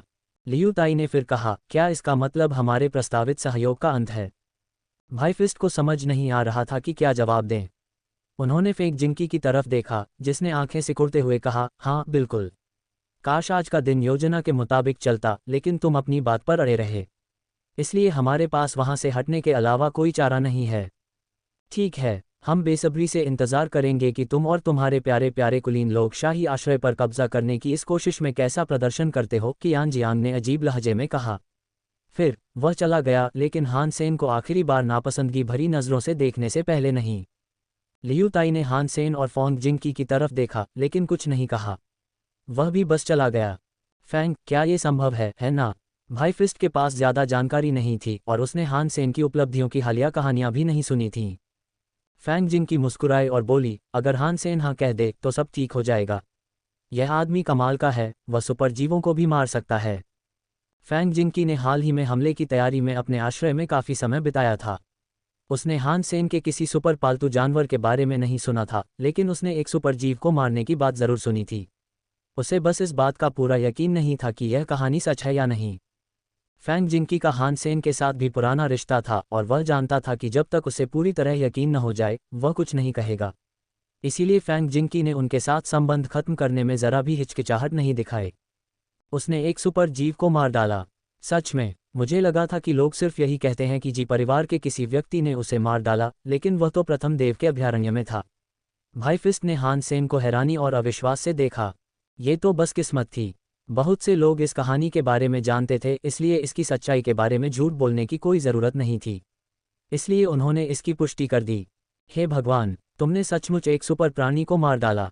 हान सेन की यह बात सुनकर भाई फिस्ट को अभी भी उस पर यकीन नहीं हो रहा था। हान सेन दूसरे भगवान के अभयारण्य में भाई फिस्ट से बहुत बाद में पहुंचा था और उसमें एक पवित्र रक्त प्राणी को भी मारने का आत्मविश्वास नहीं था। इसलिए यह मानना मुश्किल था कि हान सेन के पास पहले से ही एक सुपर प्राणी को मारने की क्षमता थी। हाँ, मैं तो बस एक भाग्यशाली आदमी हूँ, हान सेन ने फिर कहा। वाह, सच में, तुमने इसके बारे में पहले क्यों नहीं बताया? अगर मुझे पता होता कि तुम इतने ताकतवर हो तो मुझे उनसे बात करने की ज़रूरत ही नहीं पड़ती। तुम अकेले ही शाही आश्रय को आसानी से जीत सकते हो। जब भाई फिस्ट को यकीन हो गया कि हान सेन ने वाकई एक सुपर जीव को मार डाला है तो उसने खुशी से ये शब्द चिल्लाकर कहे। लेकिन हान सेन ने फिर आसमान की ओर देखा और कहा, मुझे डर है कि यह मुश्किल होगा। कोई बात नहीं, मेरे और फैंग के साथ कुछ लोग हैं और हम सब आपके साथ जा सकते हैं। हम इस शाही आश्रय को ले रहे हैं, चाहे कुछ भी हो जाए। कोई भी नुकसान न उठाना मुश्किल होगा, लेकिन अगर कियान जियांग और लियू ताई फ़ायदा उठाने के लिए आ भी गए तो भी हम बिना किसी गलती के इस जगह की रक्षा कर सकते हैं, भाई फिस्ट ने कहा। नहीं नहीं नहीं, मेरा मतलब था अभी जाना मुश्किल है। अगर मैं अभी गया तो दोपहर के खाने के लिए समय पर वापस नहीं आ पाऊंगा, हान सेन ने कहा। भाई फिस्ट और फॉन्ग जिंग की थोड़ी देर के लिए स्तब्ध रह गए, लेकिन फिर फॉन्ग जिंग की मुस्कुराए और बोले, तुम कमीने, हमें बुरा महसूस कराने की कोशिश कर रहे हो। हालांकि भाई फिस्ट को इससे कोई आपत्ति नहीं थी और उन्होंने कहा, तुम्हें दोपहर के भोजन की ज़रूरत नहीं है। अगर हम शाही आश्रय ले रहे हैं तो यहाँ वापस आने का क्या फ़ायदा? मैं अभी तुम्हारे लिए मांस भूनूंगा और शराब गर्म करूंगा। मेरा फिस्ट परिवार सबसे अच्छा ग्रिल्ड मांस बनाता है, मैं तुम्हें बता दूं। ठीक है, तो चलो, हान सेन ने कहा। हमारे पास 8 लोग हैं जिनकी फिटनेस 100 से ज़्यादा है और हमारे पास 100 से ज़्यादा लोग हैं जिनकी फिटनेस 60 से ज़्यादा है। आप उन्हें कैसे अलग करना चाहेंगे? भाई फिस्ट ने हान सेन से पूछा, क्योंकि अब उन्होंने उसे अपना नेता मान लिया था। ये तुम पर निर्भर करता है। अगर तुम और जीवों का शिकार करना चाहते हो तो ज़रूर और लाओगे। अगर तुम्हें सबको मारने की ज़रूरत नहीं है तो बस इतने लोग ले आओ कि आश्रय पर कब्जा कर सको। हान सेन मुस्कुराया। भाई फिस्ट तो जैसे स्तब्ध रह गया। हान सेन की बात सुनकर लगा कि उन्हें किसी को लाने की ज़रूरत ही नहीं पड़ेगी। फोंग जिंग की मुस्कुराया और कहा, वान हू और उसके आदमियों को ले आओ। हम आश्रय लेंगे लेकिन वहाँ के जीवों को नहीं मारेंगे, कहीं ऐसा न हो कि कियान जियांग हमारी कमजोरी का फ़ायदा उठाने की कोशिश करे। क्या फिस्ट और फैंग जिंग की पागल हो गए हैं? वे असल में सिर्फ अपने ही लोगों के साथ आश्रय पर कब्जा करने की कोशिश करेंगे। कियान जियांग और लियू ताई उनके प्रयास की बात सुनकर चौंक गए। जाते हुए उन्होंने बस यही सोचा था कि भाई फिस्ट हान सेन से फिर से बातचीत करेंगे और उसे एक कदम पीछे हटने पर मजबूर करेंगे। उन्होंने कभी उम्मीद नहीं की थी कि वे अपनी बात पर अमल करेंगे और असल में सिर्फ अपने आदमियों के साथ वहां जाएंगे। कियान जियांग और लियू ताई ने जल्दी से अपनी टुकड़ियां इकट्ठी की और आश्रय के पास पहुंच गए, ये देखने के लिए कि उनके साथ क्या हो रहा है। अगर उन्हें मौका मिलता तो वे घात लगाकर उनके प्रयासों का फायदा उठाने की कोशिश करते। यदि भाई फिस्ट और उसके लोग लड़ाई के दौरान घायल हो जाते लेकिन कुल मिलाकर सफलता के करीब होते तो वे कल्पना करते कि वे झपट्टा मारकर पूरे आश्रय पर अपना दावा कर सकते हैं। जब वे वहां पहुंचे तो उन्होंने भाई फिस्ट को अपनी सवारी पर सवार शरण स्थल की ओर दौड़ते हुए देखा। वे तेजी से गेट की ओर बढ़ रहे थे। भाई फिस्ट न तो लड़खड़ाए और न ही धीमे हुए बल्कि हान सेन के साथ युद्ध में उतर गए। वे मुख्य द्वार पर हमला करके सीधे आश्रय स्थल को घेरने की कोशिश कर रहे थे। वे क्या सोच रहे हैं? क्या उन्हें सचमुच लगता है कि वे इस तरह के आश्रय पर हमला कर सकते हैं? लियू ताई ने भौहें चढ़ाईं। उसने सोचा, सामने से आश्रय पर हमला करने में बहुत ज्यादा शक्ति खर्च होगी। कई जीव अपने संभावित विजेताओं का स्वागत करने के लिए आश्रय से बाहर निकल आए। भेड़िए, भालू, 10 मीटर ऊंचे कई तरह के जानवर और 50 मीटर लंबा सांप भी थे। यहां तक कि पक्षी भी आसमान में उड़ रहे थे ताकि ऊपर से उन पर हमला कर सकें। एक पक्षी के पंखों का फैलाव 20 मीटर था। हान सेन अपने गोल्डन ग्रोलर पर सवार होकर घेराबंदी का नेतृत्व कर रहा था। आत्मा का आश्रय काफी शक्तिशाली था लेकिन फिर भी राजकुमारी यिन यान के आश्रय से कमजोर था। आत्मा भी मीनार के ऊपर नहीं थी। उनके सामने बस जीवों की सेनाएं दिखाई दे रही थीं। हान सेन के लिए यह पूरा दृश्य एक इवॉल्वर के रूप में उनके समय के साथ परिचित हो गया था। बिना पलक झपकाए वह आगे बढ़ गया।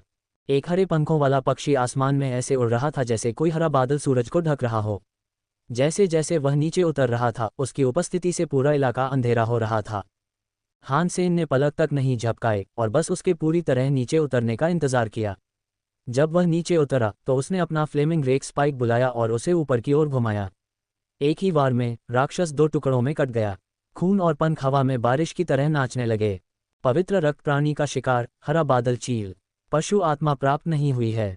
0 से 10 तक के पवित्र जीनों अंकों की यादृच्छिक संख्यात्मक मात्रा प्राप्त करने के लिए इसके मांस का उपभोग करें।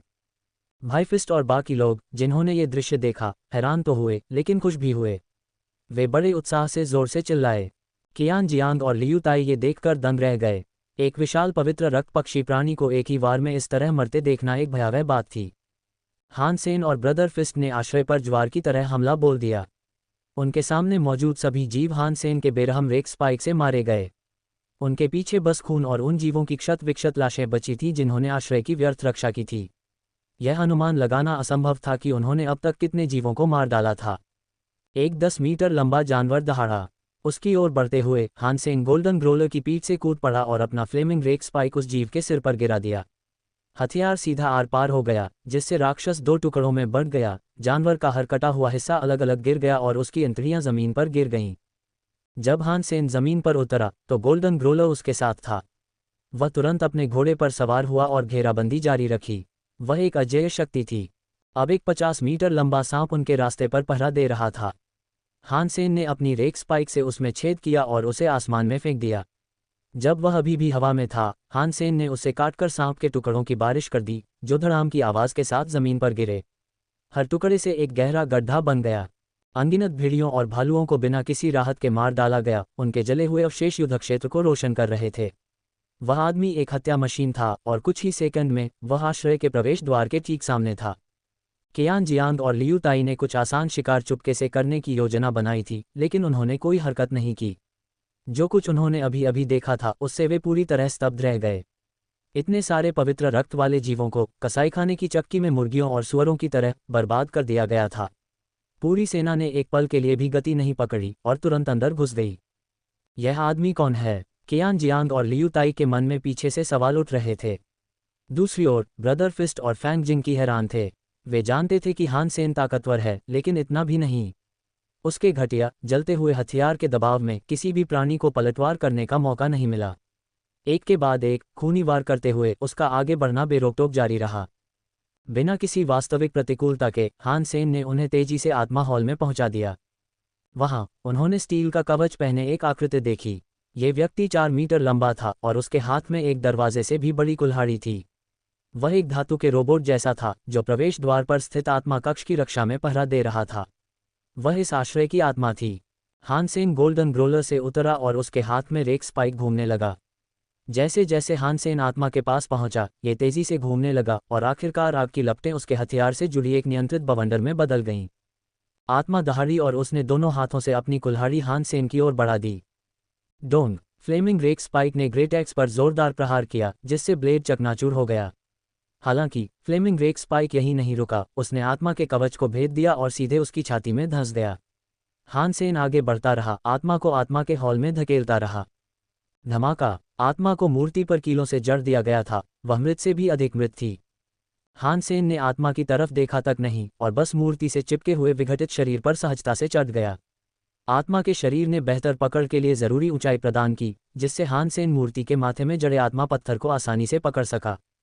मैं, स्टील प्रिंस, एक नए स्वामी के प्रति पूर्ण निष्ठा और समर्पण के लिए तैयार हूं। मैं अब से अनंत काल तक एक वफादार सेवक बनूंगा। स्टील का दानव आत्मा के पत्थर के माध्यम से पुनर्जीवित हुआ और हान सेन के प्रति अपनी निष्ठा की प्रतिज्ञा की। उसने अपना स्टील का हेलमेट उतारा और काले बालों की लंबी लटों वाले एक हटे कट्टे आदमी का चेहरा दिखाया। हान सेन ने स्पिरिट स्टोन को अपने माथे पर रखा और तेज रोशनी में स्पिरिट स्टोन स्टील प्रिंस के अस्तित्व से जुड़ गया। फिर वह हान सेन के आत्मा सागर में चला गया। हान सेन के श्रोताओं के मुंह खुले के खुले रह गए। शुरुआत से लेकर जब उन्होंने गेट पर हमला किया, अब तक बिना किसी मेहनत के स्पिरिट हॉल और उसके मालिक तक पहुंचकर विजय को अंतिम रूप देने तक ये सब 1 घंटे से भी कम समय में हुआ। ये बिना किसी रुकावट के बेहद तेज गति से हुआ। भाई फिस्ट और फोंग जिंग के पीछे आई लोगों ने हान सेन को बड़े आश्चर्य से देखा और हान सेन द्वारा बार बार दिए जा रहे आश्चर्यों से लगभग सदमे में थे। इससे अधिक सदमे में केवल कियान जियांग और उसके लोग थे। आग जलाओ, दावत का समय हो गया है। शाही शरणस्थल हमारा है। भाई फिस्ट ने अपनी सवारी पर रखी शराब निकाली। उसने उसे उठाया और एक घूंट भर लिया। जैसे जैसे लोग अपने दिल दहला देने वाले आश्चर्यों के बाद गर्म होते गए, वे खुशी से झूमने लगे। बहुत से लोग न केवल अपने दोस्तों की बल्कि अपनी जान भी गंवाने के लिए तैयार थे।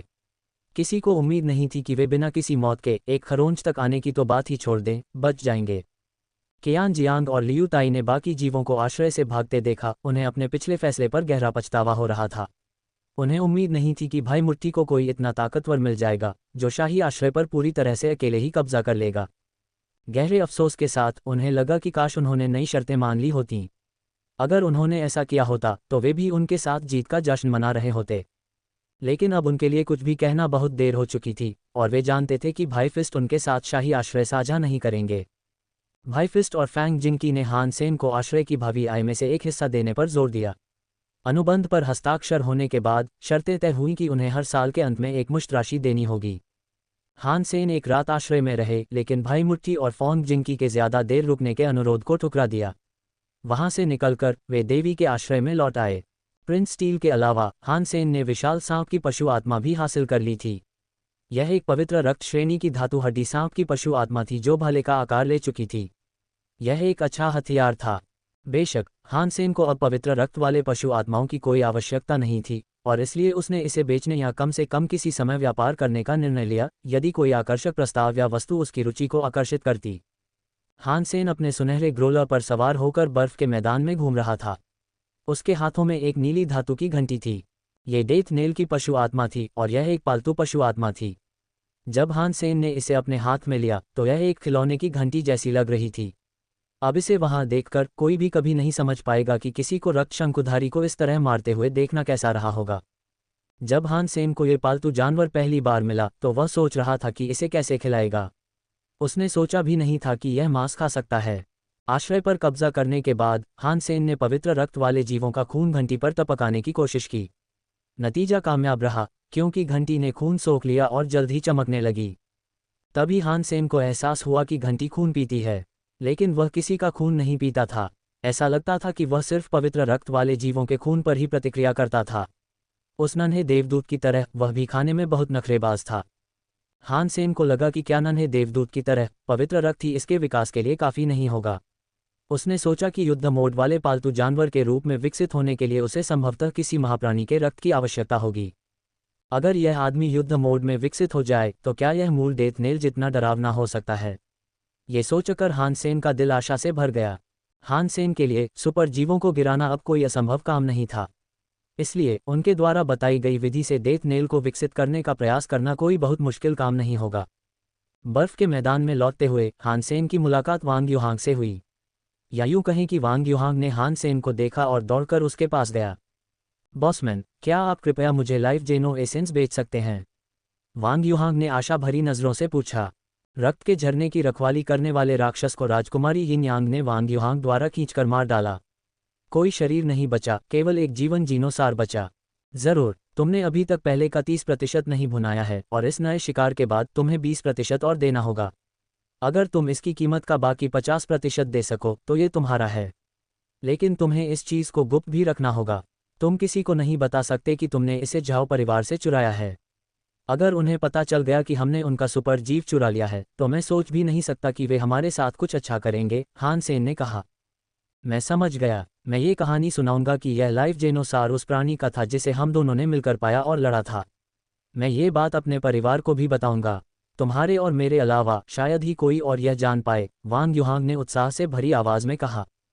हान सेन ने आंखें घुमाईं।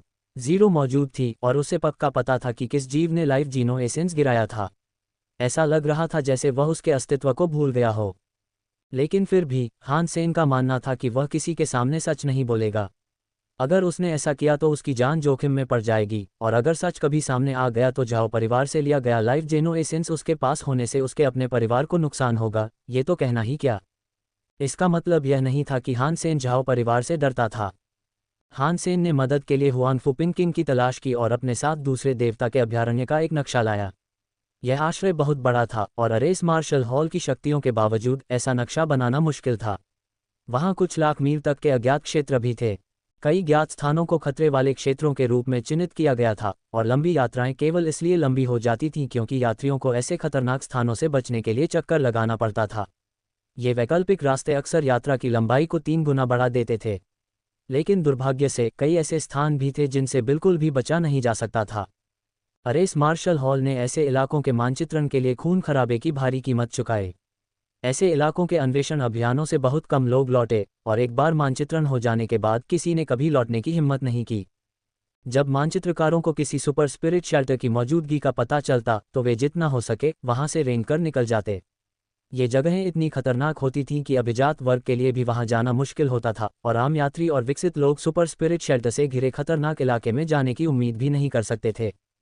हान सेन बेशक ज्यादा निपुण था, लेकिन उसे भी सुपर स्पिरिट क्षेत्रों में यात्रा करते समय सावधानी बरतनी पड़ती थी। कम से कम सुपर प्राणियों के साथ इस बात की पूरी संभावना थी कि वह उन्हें मार सके या उनसे बच सके। बर्फ के मैदान के सबसे नज़दीकी खतरे वाले क्षेत्र को, जहां किसी को भी जाने की सलाह नहीं दी गई थी, काला रेगिस्तान कहा जाता था। ये जगह अपरिहार्य थी और इसे निश्चित मृत्यु से जोड़ दिया गया था। वहां का मौसम बहुत खराब था और वहां अनगिनत भयानक राक्षस रहते थे। ब्लैक डेजर्ट से बचने का एकमात्र तरीका एक चक्कर लगाना था, जिसे पार करने में 6 महीने लगते। लेकिन फिर भी वैकल्पिक मार्ग के लिए एक आत्मा आश्रय से बचना पड़ता। कई मायनों में ये वैकल्पिक मार्ग ब्लैक डेजर्ट से भी ज्यादा खतरनाक था। हान सेन काले रेगिस्तान को पार करने की तैयारी कर रहा था, क्योंकि उसके लिए रास्ता बदलना बहुत मुश्किल होगा। सीधे रास्ता पार करना उसके लिए ज्यादा सुरक्षित होगा, और अगर आसपास कोई महाशक्तियां न हो तो उसे ज्यादा परेशानी भी नहीं होगी। हालांकि उसे किसी और मानव आश्रय तक पहुंचने में काफ़ी समय लगेगा। इसीलिए उसने जी यानरान से कहा था कि वह काफ़ी समय तक अनुपस्थित रहेगा। राष्ट्रपति चुनाव खत्म हो चुका था और जी रुओजेन गठबंधन की अध्यक्ष बन गई थीं। जी यानरान भी अब इस पर नज़र रखने में व्यस्त थीं। हान सेन ने उससे कुछ देर बात की, लेकिन वह बहुत व्यस्त थी और ज़्यादा देर बात नहीं कर सकी। लगातार संदेश आ रहे थे जिन पर उसे ध्यान देना पड़ रहा था और बहुत सारा कागजी काम भी करना था। हान सेन चाय का कप लेकर जी यानरान को काम करते देखने बैठ गया। ऐसा करते हुए उसे एहसास हुआ कि उसने पहले कभी ऐसा नहीं किया था। उसने पहले कभी बैठकर उसे काम करते नहीं देखा था। हालांकि जी यानरान युद्ध कला में बहुत प्रतिभाशाली नहीं थी, लेकिन इसका मतलब यह नहीं कि वह बिल्कुल भी प्रतिभाशाली नहीं थी। वह कई अलग अलग पहलुओं में प्रतिभाशाली थी। दरअसल जी यानरान वाकई कमाल की थीं। वो चीज़ों को संभालने में माहिर थीं और एक शानदार नेता के सारे गुण उनमें मौजूद थे। बस उनमें बेहतरीन युद्ध कौशल की कमी थी। उसे व्यस्तता से काम करते देख उसने सोचा कि अगर उसका भविष्य सिर्फ चाय पीने और उसे काम करते देखने तक सीमित हो तो यह कोई बुरी किस्मत नहीं होगी। जी यानरान जब काम कर रही थी तो वह एक अलग ही तरह से आकर्षक थी। वह सिर्फ एक खूबसूरत औरत या अपने पति पर निर्भर एक कमज़ोर प्रेमिका नहीं थी, उसमें एक मजबूत आत्मसमर्पित आत्मप्रेरित गति थी जो उसे आगे बढ़ाती थी। तुम मुझे ऐसे क्यों देख रहे हो? जी यानरान ने हान सेन की उत्सुक निगाहों को देखते हुए पूछा। तुम्हें अपने पास पाकर अच्छा लग रहा है। हान सेन जी यानरान के सामने आया और उसके माथे पर एक गहरा चुंबन दिया। जी यानरान के गाल लाल हो गए और उसने जवाब में पूछा, तुमने अचानक ऐसा क्यों कहा? ये सिर्फ इसलिए है क्योंकि मैं कैसा महसूस करता हूँ। मैं ऐसा महसूस करता हूँ इसलिए मैं ये कहना चाहता हूँ। हान सेन ने जी यानरान की नाक पर चुटकी काटी और फिर कहा, और कितना काम? लगता है मुझे काम के अटूट भंडार को खाली करने का काम सौंपा गया है। मैंने हर रात आधी रात तक काम किया है। अगर आप थके हुए हैं तो आपको सबसे पहले लौटना चाहिए, जी यानरान ने कहा। ठीक है, तुम जैसे हो वैसे ही काम करती रहो, मैं तब तक यहीं बैठा रहूँगा। जब थक जाऊँगा तो वापस आ जाऊँगा। हान सेन चाय का प्याला लेकर कुर्सी पर लेट गया और उसके काम पर नज़र रखने लगा। वह काफ़ी आराम महसूस कर रहा था। थोड़ी देर बाद जी यानरान के चेहरे का लाल रंग अभी भी कम नहीं हुआ था। उसने हान सेन को बाहर निकाल दिया और कहा, जब तुम मुझे ऐसे देखते हो तो मैं काम नहीं कर सकती। एंजल जीन कॉर्पोरेशन के दफ्तर के अंदर एक आदमी मेज़ के पीछे बैठा था। उसका चेहरा उदास था। झाओ हेंग और झाओ हयान कमरे में चुपचाप खड़े थे, सिर झुकाए। वे अपने सामने खड़े आदमी की तरफ देखने की हिम्मत नहीं कर पा रहे थे। डेस्क के पीछे बैठा आदमी 40 साल का लग रहा था। दिखने में तो वह बिल्कुल साधारण था, लेकिन उसके शरीर से एक भयानक शक्ति का आभास होता था। उसकी हर हल्की सी हरकत डराने वाली थी। हालांकि झाओ हेंग भी उसी पीढ़ी का था और उसका पोता उसके साथ था, फिर भी उसने उस कमरे में सांस लेने की हिम्मत नहीं की। वह एंजल जीन झाओ सेवेंथ के अध्यक्ष थे। यह एक बहुत ही पुराना नाम था जो परिवार के 7वें बच्चे होने के कारण पड़ा था। झाओ 7वें के कई भाई थे क्योंकि जब वह पैदा हुआ था तब मनुष्यों को प्रजनन के लिए प्रोत्साहित किया जाता था। परिवारों में कई बच्चे होना आम बात थी और यह बात झाओ परिवार पर भी लागू होती थी। झाओ 7वें से पहले पैदा हुए 6 भाइयों के नाम कहीं बेहतर रखे गए थे, लेकिन पहले पैदा हुए 6 बच्चों में से हर एक की प्रसव के दौरान मौत हो गई और केवल झाओ 7वें ही बच पाए। उस समय लोग अभी भी अंधविश्वासी थे और माता पिता ने एक मनोवैज्ञानिक से झाओ 7वें के जीवन के बारे में भविष्यवाणी करवाई थी। हालांकि भविष्यवाणी में कहा गया था कि झाओ 7वें अपने जीवन के पहले 7 दिन ही जीवित नहीं रहेंगे। ये 7 दिन उसके जन्म के तुरंत बाद शुरू नहीं हुए थे, बल्कि उसके आखिरी भाई की मृत्यु के 7 दिन बाद शुरू हुए थे। झाओ 7वें की मृत्यु उस दिन से 7 दिन बाद होगी। तांत्रिक ने भविष्यवाणी की थी कि झाओ परिवार के बच्चों की मृत्यु का दुर्भाग्य 7वें झाओ की मृत्यु के बाद समाप्त हो जाएगा। अगर माँ और बच्चे पैदा करती है तो वे जीवित रहेंगे। छठे भाई की मृत्यु के 7 दिन बाद झाओ 7वें की मृत्यु लगभग हो ही गई थी। उसकी माँ नहीं चाहती थी कि वह मर जाए, इसलिए उसने उसकी रक्षा के लिए हर संभव प्रयास किया। उसने झाओ 7वें को अपनी बाहों में जकड़ लिया और उसे जाने नहीं दिया। एक माँ जिसके 6 बच्चे मर चुके हों, वह चुपचाप बैठकर अपने 7वें बच्चे को मरते हुए नहीं देख सकती। उस दिन उसकी माँ बिना आराम किए उसकी रखवाली करती रही और सचमुच कुछ हुआ। घर ढह गया। माँ और बेटा दोनों अंदर थे। बचाव अभियान के दौरान माँ मलबे के नीचे दबी हुई मृत पाई गई। हालांकि झाओ 7वां अपनी माँ की गोद में सुरक्षित था। उसकी माँ तो मर गई थी, लेकिन वह बच गया था। वह ठीक था, सिवाय उसकी माँ के खून के जो उस पर लगा था। बचाए जाने के बाद भी बच्चा अपनी उंगलियां चाट रहा था और खुशी से मुस्कुरा रहा था। और बस इसी तरह झाओ 7वें अपने 7वें दिन से भी ज्यादा जिंदा रहा। उसके प्रयासों से एंजल जीन को जमीन से खड़ा किया गया, जिसने झाओ परिवार को बहुत प्रसिद्धि दिलाई। यह मूल रूप से एक छोटे से अनुसंधान केंद्र से संचालित होता था, लेकिन तब से यह इतना विकसित हो गया है कि आज के दिन यह एक विशाल इकाई बन गया है। भाई 7वें, मुझे माफ करना, मैंने गलती कर दी। झाओ हिंग बूढ़ा था, लेकिन झाओ 7वें के सामने वह एक छोटा पछताता हुआ बच्चा लग रहा था। उसका सिर झुका हुआ था और वह उस आदमी की तरफ देखने की हिम्मत नहीं कर पा रहा था। झाओ परिवार में हर कोई झाओ सातवें से डरता था। हर कोई उसकी जिंदगी की कठिनाइयों के बारे में बात करता था, और यह सच भी था। एंजल जीन को इस मुकाम तक पहुंचाने के लिए उसने कई लाशों के ऊपर से कदम रखा था। झाओ परिवार का हर सदस्य उसके कारनामों के बारे में जितना ज्यादा जानता था, उतना ही ज्यादा उससे डरता था। वे किसी से भी बेहतर जानते थे कि वह कितना डरावना था, और उसके डरावनेपन की वजह से ही वे बिना कोई सवाल किए उसकी हर बात मान लेते थे। असफलता कुछ भी नहीं है। असफल होना इंसान की आदत है, और बुरे परिणाम किसी भी व्यक्ति के लिए कोई अजनबी बात नहीं है। लेकिन जो लोग अपनी असफलता की वजह बनी गलतियों को नहीं पहचानते, वे कठोर सजा के हकदार हैं। झाओ सेवेंथ ने झाओ हेंग को ठंडेपन से देखा और आगे कहा, तो बताओ तुम्हारी असफलता का कारण क्या था। झाओ हेंग ने हकलाते और लड़खड़ाते हुए जवाब दिया, मुझे माफ़ करना, लेकिन इस बार हमारी असफलता का कारण दुर्भाग्य ही था। हमें उम्मीद नहीं थी कि झरने की पहाड़ी पर इतना बुरा जीव होगा। और लड़का हान सेन उस जीव को आगे बढ़ने से रोकने के लिए अपने पालतू जानवर का इस्तेमाल करने को तैयार नहीं था। उसने उसे हमारी तरफ भी खींच लिया, और इसी वजह से हमें इतना बड़ा नुकसान उठाना पड़ा। झाओ हैयांग ने अभी तक एक भी शब्द नहीं कहा था, लेकिन उसने झाओ हेंग की मदद करने के लिए कहा, हान सेन ने हमें धोखा दिया है। अगर उसने उस जीव को हमारी ओर नहीं खींचा होता तो हम। झाओ सेवेंथ ने उसे ठंडेपन से देखा, और झाओ हैयांग ने उन शब्दों को निगल लिया जो उसने अभी तक नहीं बोले थे। यह मेरी गलती है। झाओ सेवेंथ ने ये कहते हुए उन दोनों की तरफ देखा। शांति से उसने कहा, यह मेरी गलती थी कि मैंने तुम्हें बिना पूरी तैयारी के दुश्मन से निपटने दिया। अभी जाओ, लेकिन झाओ लियान को आवाज़ दो, मुझे उसकी ज़रूरत है। झाओ हेंग और झाओ हैयांग ने राहत की गहरी सांस ली। वे झाओ सेवेंथ के दफ्तर से ऐसे निकले मानो किसी मौत की सज़ा से बचकर निकले हों। कुछ ही देर बाद एक लंबे अधेड़ उम्र के आदमी ने ऑफिस का दरवाज़ा खटखटाया।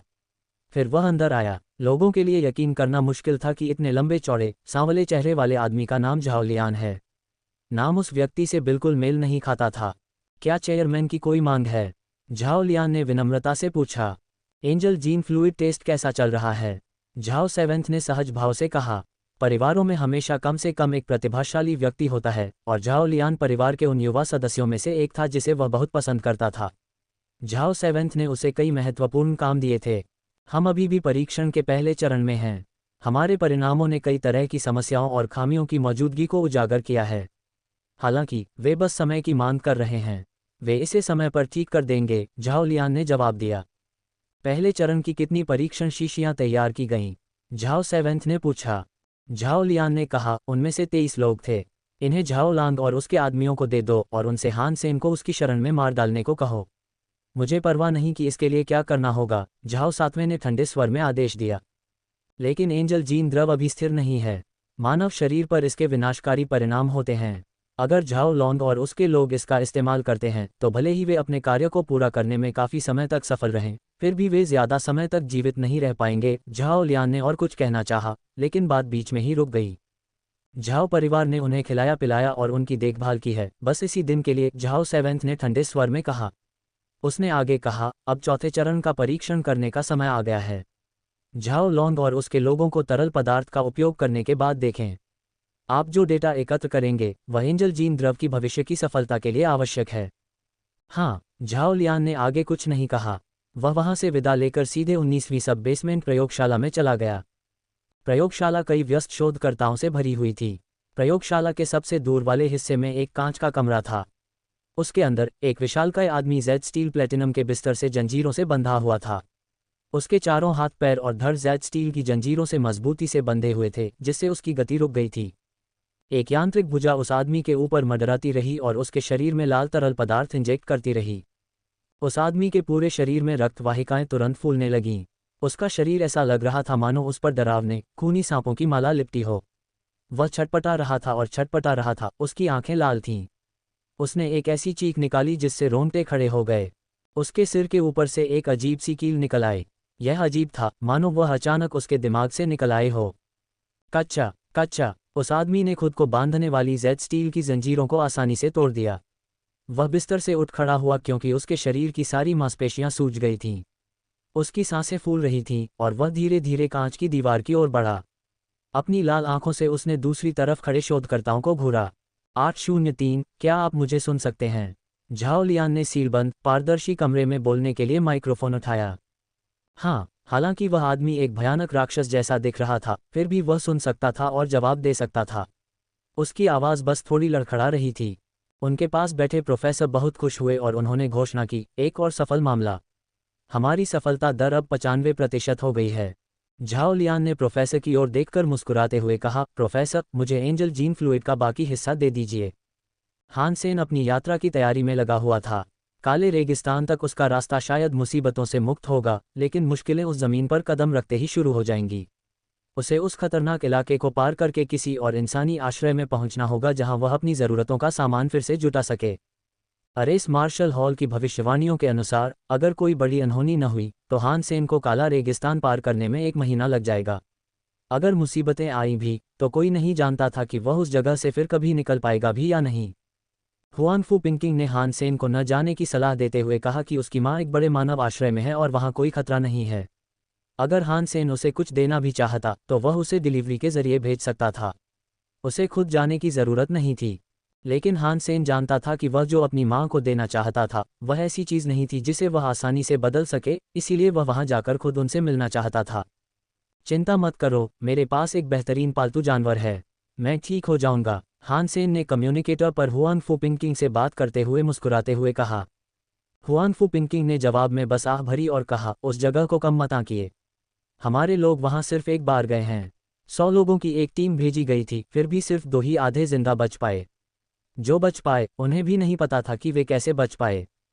उनके विवरण में काले रेगिस्तान में एक काले अजगर से मुठभेड़ का विवरण था। लेकिन एक और राक्षस ने उस काले अजगर को निगल लिया और वह फीनिक्स जैसा दिख रहा था। उन्होंने हिलते हुए पहाड़ों, रेत में बने गड्ढों और जीवों को निगलने वाले गड्ढों और इससे भी बदतर चीज़ों का जिक्र किया। वह जगह इतनी खतरनाक है कि अकेले वहां जाना किसी के लिए भी मुमकिन नहीं है। ड्रैगन और फीनिक्स इस दुनिया में कैसे रह सकते हैं? यह कोई पौराणिक कथा नहीं है, वे तो बस जीव हैं। ये जानवर जिनकी तुम बात कर रहे हो शायद बहुत ही ज़्यादा सुपरजीव हैं।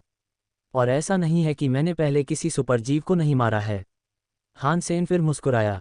हुआन फू पिंकिंग ने कहा, मैं जानता हूं कि वहां जाने के आपके संकल्प को प्रभावित करने के मेरे प्रयास व्यर्थ हैं, लेकिन फिर भी मैं चाहूंगा कि आप इस बारे में सोचें और शायद पुनर्विचार करें। वरिष्ठ, जब मैं दूसरी तरफ पहुंच जाऊं तो मेरी रिपोर्ट का इंतज़ार कीजिए। मैं आपसे ज़रूर संपर्क करूंगा और आपको अपनी सफलता के बारे में बताऊंगा। हान सेन फिर मुस्कुराया। ठीक है, अगर तुम इतने दृढ़ हो तो मेरी ओर से कुछ पशु आत्माओं को ले जाने के बारे में क्या ख्याल है? हुआन फू पिंकिंग ने व्यंग्यात्मक मुस्कान के साथ पूछा। अपनी तैयारियां पूरी करने के बाद हान सेन सिल्वर फॉक्स को साथ लेकर देवी आश्रय से निकल पड़ा। वह शैतान के पहाड़ की ओर चल पड़ा और वहां पहुंचकर उसने काले रेगिस्तान की ओर जाने की योजना बनाई। लेकिन डेविल्स माउंटेन की ओर जाने वाले रास्ते पर पहुंचकर उसकी भौहें तन गईं। उसे तुरंत ही सुरक्षित महसूस नहीं हुआ। मैं इस रास्ते पर कई बार चल चुका हूं, यहाँ कोई खतरा नहीं होना चाहिए। और मैं वांग युहांग नहीं हूं, इसलिए मैं इतना बदकिस्मत नहीं हो सकता कि मुझ पर कोई दुर्भाग्य आ पड़े। हान सेन के ये सोचते हुए भी उसने जीवन शक्तियों के लिए आसपास के वातावरण का निरीक्षण करने के लिए अपना डोंगशुआन सूत्र खोला। वह देखना चाहता था कि आसपास कोई शक्तिशाली प्राणी तो नहीं है। अगले ही पल हान सेन का चेहरा बदल गया। उसे अपने आसपास कई शक्तिशाली जीवों की मौजूदगी का एहसास हुआ। वह इन जीवों की ताकत तो महसूस कर सकता था, लेकिन यह नहीं बता पा रहा था कि वे क्या हैं। फिर भी ऐसी जीवन शक्तियों का एहसास ही हान सेन को लगभग घबरा देने के लिए काफ़ी था। उसने जो ऊर्जाएं महसूस की वे पवित्र रक्त वाले जीवों से कहीं ज्यादा थीं, लेकिन महाप्राणियों के दायरे में नहीं। हान सेन को बहुत आश्चर्य हुआ क्योंकि उसने पहले कभी ऐसा कुछ महसूस नहीं किया था। हर ऊर्जा जीवन शक्ति अलग अलग थी, लेकिन जब उसने गहराई से देखा तो वे शक्तियां उसकी अपनी ताकत के बराबर लग रही थीं। जो भी उसकी प्रतीक्षा कर रहा था उसकी फिटनेस कम से कम 200 रही होगी। लेकिन यह एक अजीब संख्या थी। पवित्र रक्त वाले जीव इस स्तर तक नहीं पहुंचते और सुपर जीव कभी इतने नीचे नहीं होते। यहाँ तक कि सिल्वर फॉक्स की ऊर्जा रीडिंग भी ज़्यादा मजबूत थी। ऐसी 20 से ज़्यादा जीवन शक्तियाँ भी थीं। चीज़ें एक अजीब मोड़ ले रही थीं। यह क्या है? हान सेन ने आसपास नज़र दौड़ाई और उसने देखा कि कुछ लोग तेज़ी से उसकी ओर आ रहे हैं। तभी उसने पास के जंगल से कुछ लोगों को अपनी ओर आते देखा। जब हान सेन ने इन लोगों को निकलते देखा तो वह चिल्लाए बिना नहीं रह सका, शूरा! ये कैसे संभव है? हान सेन ने देखा कि प्रत्येक व्यक्ति के सिर से एक सींग निकला हुआ था, जो पुरुष शूरा का चिन्ह था। लेकिन शूरा इस जगह पर मौजूद नहीं रह सकते थे क्योंकि वे जानवरों की आत्माओं का इस्तेमाल नहीं कर सकते थे। लेकिन हान सेन उन्हें दिन की तरह साफ देख सकता था, उन्हें जानवरों की आत्मा के कवच पहने और जानवरों की आत्मा के हथियार चलाते हुए। ये क्या है? क्या हो रहा है? शूरा यहाँ इस आश्रय में क्यों है? क्या शूरा को इस दुनिया में जिंदा रहने का तरीका पता चल गया है? हान सेन चौंक गया। अगर वो जो देख रहा था वो सच था तो मानवता का विनाश निश्चित था। हालांकि हान सेन को जल्द ही एहसास हो गया कि कुछ गड़बड़ है। हालांकि उनके सींग शूरा जैसे ही थे पर उनका रंग अलग था। शूरा के सींग काले, सफ़ेद, सुनहरे और बैंगनी रंग के हो सकते थे, लाल सींग नहीं थे जो कि वह अब देख रहा था। फिर भी जिन लोगों के सींगों को वह अब देख रहा था वे स्पष्ट रूप से सजावट या कोई अजीब सहायक वस्तु या उपकरण नहीं थे। वे उनकी खोपड़ियों की हड्डियों से निकले हुए थे, ठीक वैसे ही जैसे शूरा के सींग थे। अगर वे इंसान थे तो उन्होंने ज़रूर सुपर जीनो पॉइंट्स खाए होंगे, वरना उनकी ऊर्जा उतनी प्रबल नहीं होती जितनी थी। वे इंसानों से कहीं ज़्यादा शक्तिशाली थे। वाह! रक्त सींग वाले शूरा में से एक ने अपने पशु आत्मा धनुष से एक तीर छोड़ा। तीर भयावह शक्ति के साथ सीधे हान सेन की ओर बढ़ा। हवा को दो टुकड़ों में चीरता हुआ तेजी से उसकी ओर बढ़ा। डोंग! एडिरेड हान सेन के सामने प्रकट हुआ और उसने जानवर की आत्मा वाला तीर तोड़ दिया।